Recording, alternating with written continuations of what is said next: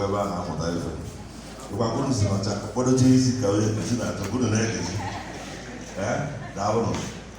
aga m ka m na-abata mfụcha ndị ebe ABS isi ndị niile na-arụcha na ABS daalụnụ ife ji ume afọ bụ na kedu oziọma ọdịnala ọ ife na-agba ya kedu ebe ọ nọ nso ya bịara ebe a kpọrọ n'akụkụ a nwere nnukwu mụ awụ Uche Nwore abụ onye Enugwu Ukwu na njikọ ọka bụkwa bụ Managing Director Chief Executive Officer Anambra Broadcasting Service ya so that mkpụọ mekwugere bụ nsị ya sị gwa na asị ife mmerụ bụ na ife gbasara omenala Igbo na-adị mma mgbe m bụ University mahadum in the 90s mụ bụ onye nchịkọta onye isi ndị Anambra student so mesịa bụrụ onye isi ndị eze ndị Igbo na University of Uyo so EZEUDO na-aza na Uyo ka m bido Zaria so mesịa mee nze na Enugwu Ukwu zaa EZEUDO mesịa igwe abalị na chieme echichi nze EZEUDO mechaa igwe afọ ebe na Enugwu Ukwu nabata na kabinet nze EZEUDO so ihe nna-aza bụ EZEUDO ibe ọrụ na aka na omenala mụ na omenala dị na mma ibe njisi apụta ebe ahụ a few years ago ana m arụkọ ọrụ na Lagos so gọvanọ Utopia na akpụ ewere nye m ọrụ si na alụwa na Lagos anọ m n'ọfịs amapụrụ m n'ọrụ adabata n'ọfịs si m na nyawa bụ onye dị otu onye dị ụda ma ọ ga-amasịkwanye ya ka emee ihe dị ụda na ABS nkata ya elu 2 seconds ma ya sị aka ebe ịchọ ibido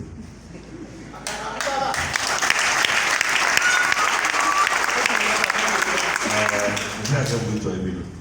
ịma na ndị redio na ndị TV na like redio ajụrụ m ya eto maka ama m ihe anyị dị ochi elu onwe ihe ga-abalị Igbo uru ada ọ dịfe gọvanọ na-achọ so ịrọ na ọ bụ na anyị niile eda wuru ndị kpọrọ mmadụ enwe ihe ihe na-anụ ebe bata anụ so a sị ka nkele gị ka nkele gị ka m gwa gị na ihe abụzikwa ihe abụzi movement ọ ga-abụ movement ihe na-abụ movement n'Igbo ije so biko ana m ayụ unu agbarapụkwana ya na-agbado ya because ife a ga-abụ ọkwa a ga-amụnye bụ na-elezi Naijiria niile ụwa niile yanwa atụpụtago ji alụ unu nwa ga-enyezi aka tụkwara ya alụ ka ife a ga-eme ife a ka ọ banyewanye mana aka unu ga-enye dị abụ o nwere ike bịa na-ayị unu biko sponsọ ụlọ nka menụ nka ma ọ nwere sponsọ n'ọtụ anaghị arachụpụ ya na ABS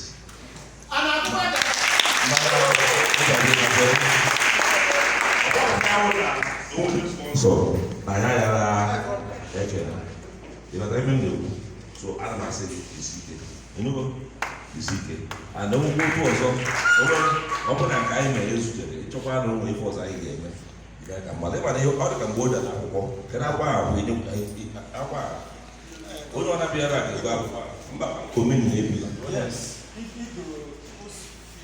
ihe ọ nwere okwu akpa akwado so unu amaghị akwa ebe akpa na onye ego na-akwa ọ bụ ndezi na-akwado ya maka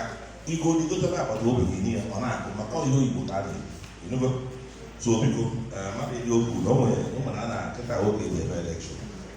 so nzukọ ka ntinye a na-eji daliti na nwekwe nzukọ ọzọ n'aka dị n'aka na steeti tunu ga-agba arụ na nnọ mpụwakwa so a na-asụ ga-arụ dewo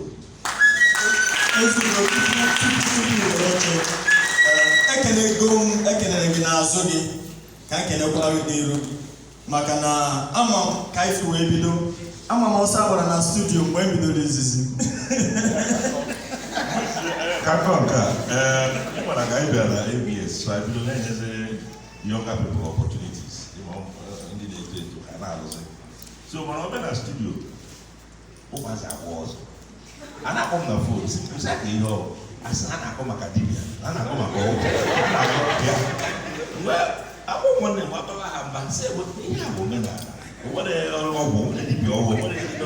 so, but I'm happy that now all the media money going in I have only easy t-shirts. It is ABS fan club. I be saying ABS fan club when the Oziọma Ọdịnanị fan club and no guluma. Now if NG ekuputi here abuna, amamu any radio station na this Anambra State when such fanatic fan club fans put that na haje go fajila ka ha made this t-shirt ifuru. Oh to back ka fulu ku a, anyele mo ku a. So EZEUDO o gosiri na acha ya ofuma maka na ọ bụrụ na ị nara eme ofuma the kind of massive followership ABS nwere ọ ga-adị and Oziọma Ọdịnanị ya eketa oke n'ime ya. EZEUDO Enugwu Ukwu na Ụmụnri ekene gị. EZEUDO